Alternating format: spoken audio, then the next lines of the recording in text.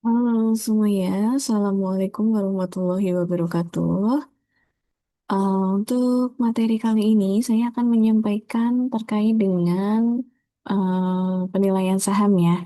Jadi mohon maaf karena sebelumnya kita nggak bisa ketemu secara online maupun offline, jadi saya ganti dengan membuat video pembelajaran ini. Dan untuk pembelajaran yang pertama, kita akan belajar terkait dengan materi, yaitu penilaian saham.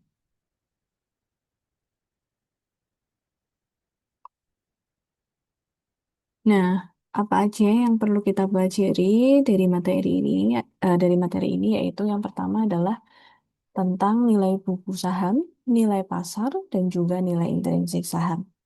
Jadi overall ada tiga nilai yang berhubungan dengan saham ya. Selama ini mungkin yang kita tahu atau yang teman-teman familiar itu adalah harga saham. Nah, harga saham itu sendiri sebenarnya juga merupakan salah satu dari nilai yang berhubungan dengan saham, di mana harga saham itu merepresentasikan terkait dengan nilai pasar atau market value-nya. Nah, di sini nilai pasar itu adalah nilai saham di pasar yang ditunjukkan oleh harga saham itu sendiri. Sedangkan dua nilai saham yang lain yaitu ada nilai buku atau book value dan juga ada nilai intrinsik atau intrinsic value. Nah, kalau nilai buku itu adalah nilai saham menurut pembukuan perusahaan emiten. Jadi tergantung dari laporan atau pembukuan yang dicatat oleh perusahaan yang menerbitkan saham tersebut. Contoh, misal dalam laporan keuangan perusahaan tersebut tercatat bahwa modal itu mungkin sebesar 1 juta rupiah. Nah, nanti tinggal dibagi tuh 1 juta rupiah itu jika kita bagi dengan jumlah lembar saham yang beredar, maka kita akan menemukan nilai buku dari per lembar sahamnya. Jadi, nilai buku ini mungkin akan berubah-ubah tergantung dari catatan atau pembukuan modal yang ada di laporan keuangan perusahaan. Lalu yang ketiga itu ada nilai intrinsik atau intrinsic value. Nah, nilai intrinsik saham itu adalah nilai saham yang sebenarnya atau yang seharusnya terjadi berdasarkan analisis fundamental. Jadi kalau nilai intrinsik ini mencerminkan atau merepresentasikan nilai yang seharusnya atau yang sebenar-benarnya dari saham tersebut berdasarkan analisis fundamental perusahaan yang menerbitkan saham tersebut. Nah, mengapa sih kita atau investor itu perlu memahami ketiga jenis nilai tersebut? Yang pertama, ada semacam rule of thumb, ya, atau aturan tidak tertulis, di mana di sini kita bisa membantu, ya, bisa membantu investor, bisa membantu kita untuk memutuskan kapan sebaiknya kita harus membeli saham atau menjual saham berdasarkan nilai intrinsik dan nilai pasar yang tercermin pada saat itu. Jadi contoh, jika nilai pasarnya itu lebih besar dibandingkan nilai intrinsiknya, maka saham itu disebut overvalue dan investor sebaiknya menjual saham tersebut. Nah, maksud overvalue di sini adalah nilai pasar itu lebih besar dibandingkan nilai intrinsiknya atau nilai yang sebenarnya. Ya, nilai yang sebenarnya. Contoh nih, misal nilai sebenarnya itu cuma 5.000 rupiah. Tapi di pasar tercermin harganya 6.000 rupiah. Nah, bisa dibilang ini adalah overvalue atau harga sahamnya itu mencerminkan harga yang mahal. Ya, kenapa? Karena nilainya sebenarnya aja cuma 5.000 rupiah. Kenapa di pasar bisa sampai 6.000 gitu? Nah, itu disebut overvalue, mahal gitu ya. Nah, kalau pada saat harga saham itu mencerminkan overvalue, itu biasanya investor akan cenderung menjual saham tersebut karena dia bisa meraih keuntungan dari capital gain atau perbedaan harga beli dengan harga jualnya. Lalu, di sisi lain, jika nilai pasarnya kurang atau lebih kecil dibandingkan nilai intrinsiknya, itu artinya saham tersebut adalah undervalue atau sebaiknya investor membeli saham tersebut. Nah, kebalikannya nih, di sini tuh dia nilai pasarnya lebih kecil. Jadi contoh tadi nilai pasarnya 5.000, sekarang nilai intrinsiknya itu adalah 6.000 gitu. Jadi kebalikannya, nilai pasarnya yang lebih murah dibandingkan nilai yang sebenarnya. Nah, kalau hal ini terjadi, maka disebut under value ya. Nilai pasarnya lebih kecil dibandingkan nilai yang sebenarnya atau nilai yang seharusnya dari saham tersebut. Nah, kalau under value itu investor akan cenderung membeli saham tersebut karena dia akan mempunyai potensi keuntungan lebih besar di masa yang akan datang karena dia membeli di harga yang murah. Lalu yang terakhir adalah jika nilai pasar atau, sorry, maksud saya nilai pasar itu sama dengan nilai intrinsik, ya sama. Nah, ini berarti fair price antara nilai pasar dengan nilai yang sebenarnya tidak ada perbedaan. Nah, kalau hal ini terjadi, nanti tergantung dari investor itu sendiri mau menahan atau mau melepas atau mungkin mau membeli. Ya, karena memang tidak ada perbedaan antara nilai pasar dengan nilai intrinsiknya. Jadi nanti mungkin perlu ditambahkan analisis fundamental yang lebih dalam lagi gitu ya. Apakah saham tersebut layak dibeli atau tidak atau mungkin lebih layak dijual gitu. Nah, kita bahas untuk yang pertama terkait dengan nilai buku. Jadi nilai buku saham di sini tercatat dalam pembukuan perusahaan yang dihitung berdasarkan ekuitas pemegang sahamnya atau biasa juga dicari dengan mengurangi antara total aset dengan total kewajiban. Nah, rumusnya adalah, sini teman-teman bisa lihat ya, nilai buku per lembar saham itu adalah book value atau book value per share itu diambil dari total ekuitas dibagi dengan jumlah lembar sahamnya. Kita langsung ke contoh aja. Contoh nih, di sini ada total asetnya diketahui 10M, lalu ada total kewajibannya 4M. Jumlah saham yang beredar itu 3 juta lembar. Nah, langkah untuk menghitung nilai buku per lembar saham adalah dengan mencari besarnya ekuitas pemegang saham terlebih dahulu, yaitu dengan cara mengurangi total aset dengan total kewajiban. Ya, 10M kurangi 4M, ketemunya 6M. Nah, ini adalah total ekuitas nih. Nah, total ekuitas ini nanti tinggal kita bagi dengan jumlah lembar saham yang beredar. Maka ketemu nilai buku per sahamnya adalah Rp2.000. Nah, ini berarti jika nilai buku digunakan sebagai dasar valuasi, maka setiap lembar saham PT XYZ memiliki nilai akuntansi sebesar Rp2.000 per lembar sahamnya. Jika harga pasar saham perusahaan ini lebih rendah dari nilai buku tersebut, maka sahamnya dikatakan under value. Ya, contoh di sini dia Rp2.000 nih nilai bukunya. Nah, nanti harga sahamnya kok misal cuman hanya 1.000. Nah, itu berarti dia under value ya atau dikatakan saham yang murah. Sebaliknya, jika harga pasarnya lebih tinggi, toh Rp3.000, nah berarti kan lebih tinggi tuh daripada 2.000. Nah, ini dianggap sebagai over value atau harganya lebih mahal dari nilai bukunya. Seperti itu. Lalu yang kedua nilai pasar. Nilai pasar ini nggak perlu kita bahas terlalu banyak atau terlalu dalam ya, karena pada intinya nilai pasar itu adalah harga yang tercermin di pasar dan biasanya ditentukan atau terjadi itu karena adanya mekanisme permintaan dan penawaran saham di pasar bursa. Jadi intinya kalau makin banyak demand-nya, makin tinggi permintaannya, itu biasanya nilai pasar atau harga pasarnya akan naik. Ya, seperti pada hukum permintaan. Begitupun sebaliknya, kalau penawarannya terlalu besar atau tinggi, nah justru nilai pasarnya akan turun karena jadi oversupply atau terlalu banyak orang yang menjual saham tersebut dibandingkan yang membeli. Jadi nanti bisa menyebabkan harga sahamnya turun. Nah, intinya nilai pasar itu dipengaruhi oleh kekuatan permintaan dan penawaran. Lalu yang ketiga ada nilai intrinsik. Nah, nilai intrinsik atau bisa juga disebut dengan nilai fundamental, ini adalah nilai yang seharusnya dari suatu saham gitu, Pak. Intinya kalau misal kalian jualan lah, kalian jualan, kalian menghitung HPP gitu kan, harga pokok penjualan. Artinya kalau dikurangi dengan apa namanya bahan baku dan lain sebagainya, itu sebenarnya ini tuh layaknya dijual segini loh, karena kita habis biaya segini. Contoh misal kalian menghabiskan biaya 10.000 untuk menghasilkan produk basreng misal, satu package basreng gitu. Nah, itu kalian butuh biaya 10.000. Nah, nanti kalian jual tuh. Nah, jualnya apakah tetap 10.000? Kan pastinya enggak ya, karena kita pasti kan pengen cari laba kan. Maka biasanya akan dijual lebih tinggi dibandingkan biayanya. Nah, nilai intrinsik di sini mencerminkan nilai yang sebenarnya tadi, ya. Contohnya tadi, bahasanya 10.000. Ya, karena sebenarnya biaya yang dibutuhkan hanya 10.000. Gitu. Nah, nilai intrinsik juga kayak gitu. Dia mencerminkan sahamnya itu sebenarnya dia aslinya nilainya berapa sih, gitu.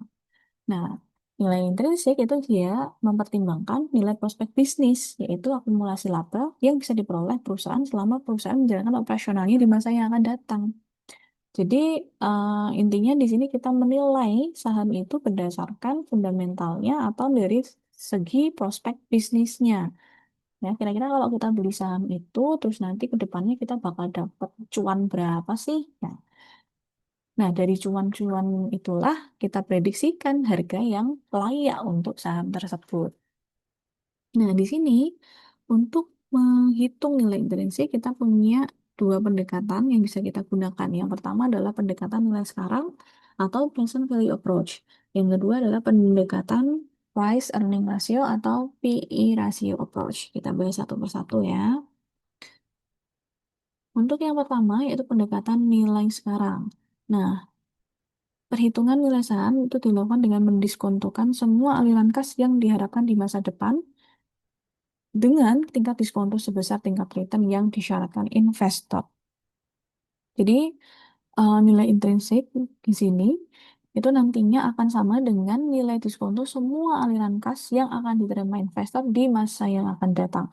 Jadi kira-kira kalau kalian beli saham, kalian bakal bakal dapat aliran kasnya tuh seberapa banyak sih nanti di masa yang akan datang itu bisa kalian proyeksikan. Lalu kalian tarik proyeksi itu ke nilai sekarang untuk menjadi nilai intrinsik dari saham tersebut. Jadi tingkat return yang disyaratkan di sini merupakan tingkat return minimum yang diharapkan atas pembelian suatu saham. Nah, di sini untuk ilustrasinya. Jadi contoh, misal kalau kita bicara tentang saham, itu ada aliran kas yang mungkin akan secara periodik kita terima, yaitu berupa dividen, ya. Pasti kalian udah ngeh ya. Dividen itu adalah laba yang dibagikan setiap tahunnya pada para pemegang saham.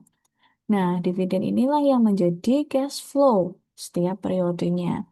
Nah, besarnya cash flow setiap periode ini yang nanti akan kita hitung proyeksinya tiap tahun berapa, lalu kita hitung present value-nya berapa ya untuk setiap tahun. Lalu kita total semuanya sehingga kita mendapatkan yang namanya nilai intrinsik ya. Dengan mendiskontokannya berdasarkan tingkat return yang disyaratkan pada periode tersebut ya atau K di sini dilambangkannya sebagai K. Kita langsung aja ke beberapa model yang bisa kita gunakan. Yang pertama ada model diskonto dividen.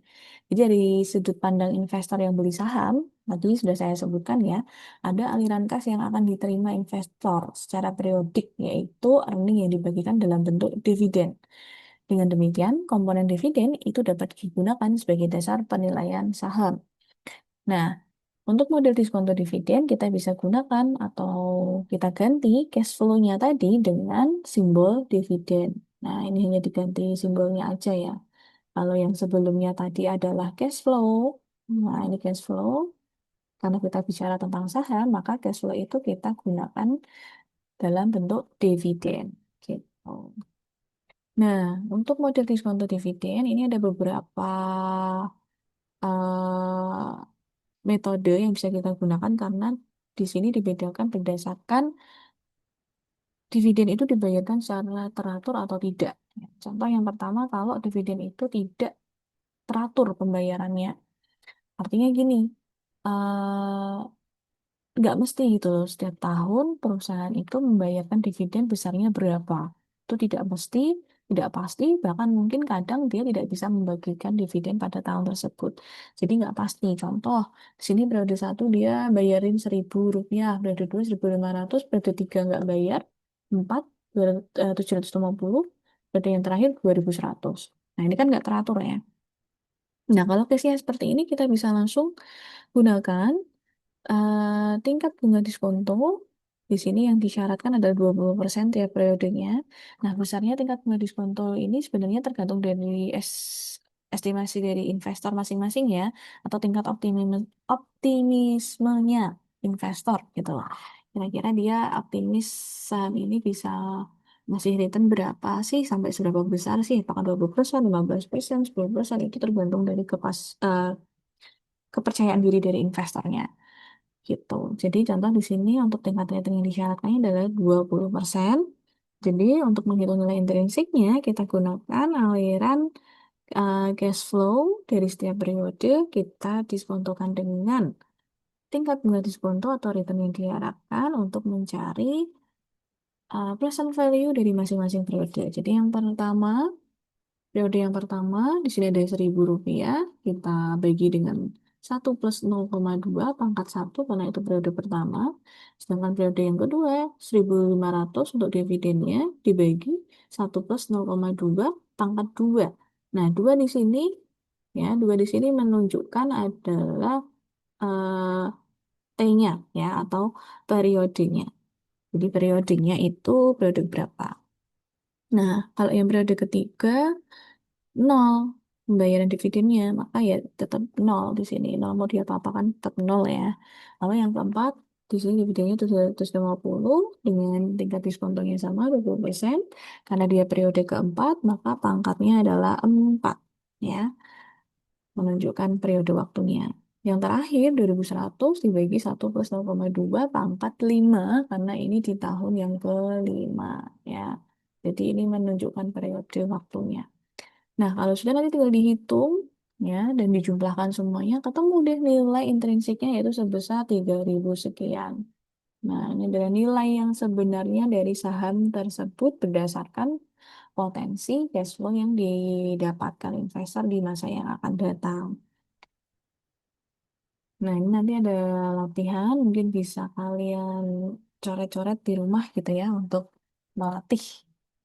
Kira-kira kalian udah paham apa belum dengan cara perhitungannya? Kalau misalnya ada yang mau ditanyakan, boleh nanti PC saya atau WA saya ya. Intinya bolehlah tanya ke saya gitu. Kalau masih ada yang bingung. Terus yang selanjutnya adalah jika kondisi pembayaran dividen itu adalah konstan dan tidak bertumbuh. Jadi contoh, setiap tahun perusahaan itu membayar dividen besarnya sama terus. Contohnya adalah Rp1.000 tanpa ada kenaikan, bahkan juga tidak ada penurunan. Jadi konsisten Rp1.000 terus setiap tahun. Nah, kalau hal ini terjadi, maka rumus perhitungan nilai intrinsiknya akan lebih simpel, yaitu dengan membagi antara dividen dengan tingkat bunga diskonto atau return yang diharapkan, yaitu 1.000 dibagi dengan 0,2, karena di sini contohnya adalah 20% ya untuk bunga diskontonya. Sehingga nilai intrinsik saham tersebut adalah sebesar Rp5.000. Mudah bukan? Ya. Nah, untuk selanjutnya, kalau dividennya itu konstan, tapi bukan nominalnya yang konstan. Yang konstan adalah pertumbuhannya. Ya, yang konstan adalah pertumbuhannya. Contohnya nih, perusahaan membagikan dividen dengan tingkat pertumbuhan yang konstan. Misal, setiap periode atau setiap tahun dividennya akan bertumbuh sebesar 5%. Nah, 5% inilah yang dikatakan pertumbuhan dividen yang konstan. Kalau ada pertumbuhan dividen yang konstan, kita bisa menghitungnya dengan langsung menggunakan rumus ini aja, ya, yaitu D0 dividen pada tahun pertama kali dibayarkan dikali 1 plus G grossnya, ya, kemudian dibagi dengan K atau return yang diharapkan dikurangi dengan G tingkat pertumbuhannya atau growth-nya. Atau bisa disederhanakan lagi seperti ini. Kalau misal dividen tahun pertamanya sudah diketahui ya. Contoh, di sini tahun ini perusahaan emiten bayar dividen sebesar Rp1.000 dengan seorang investor menginginkan tingkat pengembalian sebesar 20%. per tahun dan mengharapkan dividen yang dibayar dengan pertumbuhan sebesar 5% per tahun. Nah, kira-kira nilai intrinsiknya jadi berapa? Kita hitung aja untuk di satunya karena belum diketahui ya. Di satu itu berasal dari D0 atau pembayaran dividen pada tahun ke-0 dikali dengan satu plus gross yaitu pertumbuhan dividennya yaitu sebesar 5%. Dan dibagi dengan tingkat bunga diskonto dikurangi dengan tingkat grossnya. Udah deh ketemu PO-nya adalah eh, harga nilai intrinsiknya adalah Rp7.000. Seperti itu teman-teman. Ini ada contoh lain ya. Jika tingkat pengembalian yang disyaratkan adalah sebesar 25%. Nah, harganya akan berubah lagi nih nilai intrinsiknya yaitu sebesar 5.250. Nah, kalau contoh yang ini itu contoh kasus di mana pertumbuhan dari dividen sebesar 5% diperkirakan akan terjadi mulai dari tahun kelima, di mana sebelum tahun kelima diperkirakan perusahaan itu membayar dividen secara konstan, yaitu sebesar Rp1.000 per tahun. Jadi intinya dari tahun 1 ke 4 itu dia konstan, bayarnya adalah Rp1.000. Lalu di tahun kelima baru mulai naik 5%. Ya. Nah, kalau hal ini terjadi, kita bisa hitung dulu untuk cash flow dari tahun pertama dan sampai dengan tahun keempat dulu ya. Karena dia konstan di Rp1.000. Nih ya, konstan di Rp1.000 sampai dengan 4 tahun. Nah, tinggal dijabarkan tuh mana nilai sorry, present value selama tahun pertama sampai dengan tahun keempat. Baru kita hitung present value di tahun yang ke-5 dengan adanya pertumbuhan sebesar 5%. Seperti itu. Atau secara ilustrasi bisa kita gambarkan seperti ini nih. Jadi ini tahun pertama, ya, ini tahun pertama, tahun kedua, tahun ketiga, dan tahun keempat. Masing-masing membayarkan Rp1.000 per tahun. Nah, tiap tahunnya kita present value kan. Nilai dari Rp1.000 itu jadi berapa sih? Nah, dah. Kalau sudah di tahun yang kelima, karena dia nambah 5%, ya, dari 1.000 jadi 1.050 ya, karena tambah 5%. Nah, 1.050 itu kita harus hitung ya present value-nya berapa gitu. Nah, dari situ di sini ketemu nih 1.050 kita present value kan menjadi sekitar 3.375 sekian ya. Nah, kalau sudah, baru kita total semuanya, ketemulah yang namanya nilai intrinsik saham tersebut, yaitu sebesar 5.900 sekian. Ya, jadi yang 1.050 kita hitung dulu berdasarkan tingkat pertumbuhan yang konstan, baru kita present value kan ya. Seperti itu, teman-teman. Nah, lalu selanjutnya jika investor itu tidak hanya ingin mendapatkan aliran kas dari dividen saja, tapi juga dari capital gain, ya. Jadi untuk investor yang lebih mementingkan capital gain, harga jual akhir yang diterima perlu dipertimbangkan sebagai arus kas yang harus masuk ke dalam rumus model dividen diskonto sebelumnya. Jadi sebenarnya sama ya dari awal kita diskontokan masing-masing arus kas yang berasal dari dividen. Lalu di tahun yang terakhir karena ada penjualan saham, maka kita harus present value kan hasil dari penjualan saham tersebut berdasarkan harga saham yang dijual pada saat itu. Ya, karena harga saham pada saat itu, kalau kita jual saham kan otomatis kita dapat pemasukan dari hasil penjualan saham kan. Jadi itulah salah satu cash flow selain dividen yang kita dapatkan. Nah, contohnya seperti ini nih. Jadi eh, selama 3 tahun ya dia mendapatkan dividen sebesar Rp500. dengan tingkat return yang diharapkan 0,2 atau 20%. Lalu di akhir tahun ketiga, selain dividen, dia juga kemudian memutuskan untuk menjual saham tersebut di harga Rp12.000. Nah, sehingga ini menjadi salah satu aliran kasnya dia juga menjadikan adanya penambahan aliran kas yang bersumber dari penjualan saham sebesar Rp12.000. Nah, maka nanti nilai intrinsiknya kita tinggal jumlahkan saja present value yang berasal dari dividen dan present value yang berasal dari harga penjualan saham. Nah, hasilnya 7.000 sekian. Udah nih. Ini ada contoh lain ya. Sama ya caranya. Tinggal di tahun yang kelima ada hasil penjualan saham. Yaitu di harga Rp5.000. Udah tinggal ditambahin aja. Secara overall caranya sama dengan yang sebelum-sebelumnya. Nah, pendekatan yang terakhir yaitu dengan menggunakan price earning ratio atau PE ratio approach. Nah, kalau price earning ratio itu menunjukkan rasio dari harga saham terhadap earnings atau laba dari perusahaan. Dalam pendekatan pair atau disebut juga pendekatan multiplier, investor itu menghitung berapa kalikah atau multiplier nilai earning yang tercermin dalam harga suatu saham. Jadi pair ini menggambarkan rasio atau perbandingan antara harga saham dengan earning perusahaannya. Maka rumusnya seperti ini, teman-teman. Jadi harga saham dibagi dengan earning per share atau EPS, laba per lembar saham. Contoh, misal diketahui laba perusahaan itu sebesar 100 juta, ya. Lalu jumlah saham yang beredar itu adalah berapa? Contoh misal 100 lembar gitu. Nah, berarti earning per share-nya berapa? Nah, EPS-nya itu ya tinggal 100 juta, yaitu sebesarnya earning,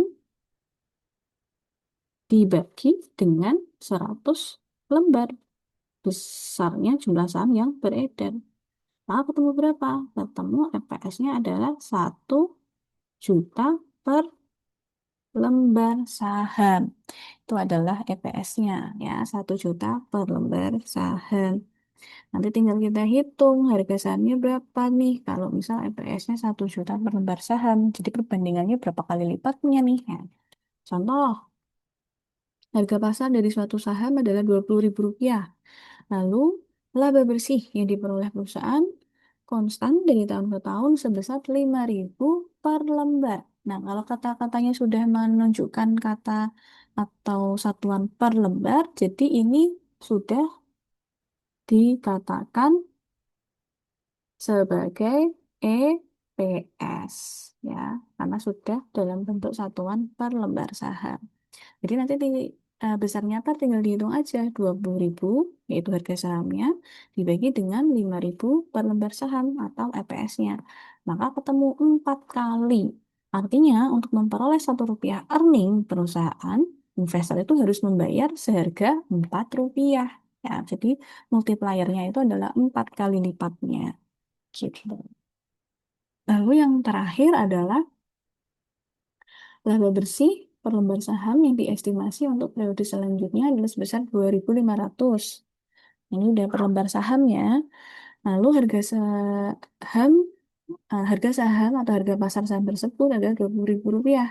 Nah, investor memperkirakan nih, jika pernya itu sebesar 10, maka nilai intrinsiknya jadi berapa?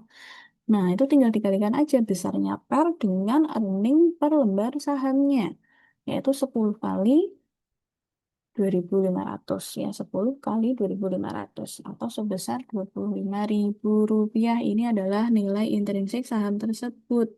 Nah, karena harga pasarnya di sana menunjukkan Rp20.000, sedangkan nilai intrinsiknya Rp25.000, yang berarti harga pasar lebih rendah dibandingkan nilai intrinsik, maka harga saham tersebut mencerminkan harga yang murah atau undervalue. Seperti itu. Ya. Terus ada rumus lain nih untuk menghitung PER, yaitu dengan menggunakan dividen payout ratio. Ya, nanti jadi kita tinggal membandingkan dividen payout rasionya itu berapa dibagi dengan tingkat return yang diharapkan dikurangi dengan growth-nya. Udah, nanti ketemu deh ya besarnya pernya itu berapa. Itu adalah contoh lainnya aja. Nah, ini contohnya nih. Bisa kalian lihat di sini ada seorang investor membeli saham ABC, di mana di sini perusahaan ABC itu membagikan 80% dari earningnya yang diperoleh untuk investor dalam bentuk dividen. Jadi ada earning misal 100 juta gitu ya. 80% dari 100 juta itu dibagikan sebagai dividen. Nah, 80% inilah yang kita sebut sebagai dividen payout ratio. Artinya kalau 80% dari 100 juta, maka besarnya dividen yang dibagikan adalah 80 juta rupiah. Nah, lalu diketahui pertumbuhan dividennya itu 5% dan tingkat return yang disyaratkan ada 15%. Nah, dari sini kita langsung bisa menghitung besarnya PER, yaitu dengan membagi antara DPR, dividen payout ratio 0,8 dibagi dengan K 0,15 dikurangi dengan tingkat pertumbuhan dividennya 5%. Sehingga ditemukan ketemu nih PER-nya sebesar 8 kali lipatnya. Oke. Mungkin itu saja untuk materi terkait penilaian saham. Jika nanti ada teman-teman yang mungkin masih belum paham, boleh sekali jika ingin berdiskusi dengan saya dengan chat atau mungkin janjian ya kalau misal kita ada waktu untuk ketemu boleh banget gitu. Dan itu dari saya untuk materi yang pertama terkait penilaian saham. Untuk materi selanjutnya akan saya buatkan video baru lagi yang terpisah dari video ini. Jadi video ini hanya fokus untuk membahas penilaian saham. Untuk materi terkait dengan saham itu sendiri, ya terkait misal pengertian saham, jenis-jenis saham, ciri-cirinya, karakteristiknya, itu sebenarnya sudah ada materinya juga. Dan saya prefer untuk teman-teman baca secara mandiri ya, karena saya yakin materi itu cukup mudah dipahami. Jadi silakan untuk dieksplor lagi untuk materi terkait dengan pengenalan saham, ya, dari mulai pengertian sampai dengan karakteristik dan jenis-jenisnya. Sudah ada materinya, tinggal dibaca saja secara mandiri. Oke, mungkin itu dari saya untuk video ini. Kita lanjut di video berikutnya. Sampai jumpa. Sekian. Wassalamualaikum warahmatullahi wabarakatuh.